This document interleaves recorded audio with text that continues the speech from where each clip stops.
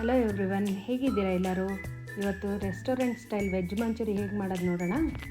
ಮೊದಲಿಗೆ ಸಣ್ಣಗೆ ಚಾಪ್ ಮಾಡಿರೋ ಕ್ಯಾಬೇಜ್, ಕ್ಯಾಪ್ಸಿಕಮ್, ಕ್ಯಾರೆಟ್ ಉಪ್ಪು ಹಾಕಿ ಚೆನ್ನಾಗಿ ಕಲಸಿದ್ರೆ ಅದನ್ನು ಹಿಂಡಿಬಿಟ್ಟು ನೀರೆಲ್ಲ ತೆಗೆದುಕೊಂಡು ಡ್ರೈ ಮಾಡಿ ಇಟ್ಕೋಬೇಕು. ಎಕ್ಸ್ಟ್ರಾ ವಾಟರ್ ಸೈಡಿಗೆ ಎತ್ತಿಟ್ಟಿರಿ, ಬೇಕಾಗುತ್ತೆ. ಈಗ ತರಕಾರಿಗೆ ಚಾಪ್ಡ್ ಗಾರ್ಲಿಕ್, ಜಿಂಜರ್, ಖಾರ ಪುಡಿ, ಕಾರ್ನ್ಫ್ಲೋರ್, ಮೈದಾ ಹಾಕಿ ಚೆನ್ನಾಗಿ ಕಲಿಸ್ಕೊಂಡು ಚಿಕ್ಕದಾಗಿ ಬಾಲ್ ಮಾಡಿ ಎಣ್ಣೆಯಲ್ಲಿ ಗೋಲ್ಡನ್ ಬ್ರೌನ್ ಆಗೋ ತನಕ ಡೀಪ್ ಫ್ರೈ ಮಾಡ್ಕೊಳ್ಳೋಣ. ತುಂಬ ಚೆನ್ನಾಗಿ ಬರುತ್ತೆ, ಕ್ರಿಸ್ಪಿಯಾಗಿ. ನೋಡಿ ಎಷ್ಟು ಚೆನ್ನಾಗಿದೆ.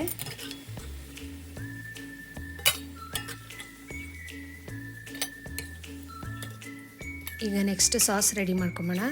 Garlic, ginger, chilli, chopped onion, red chilli sauce, soya sauce, green chilli sauce, vinegar ಹಾಕ್ಬಿಟ್ಟು ಚೆನ್ನಾಗಿ ಮಿಕ್ಸ್ ಮಾಡ್ಕೊಳ್ಳಿ.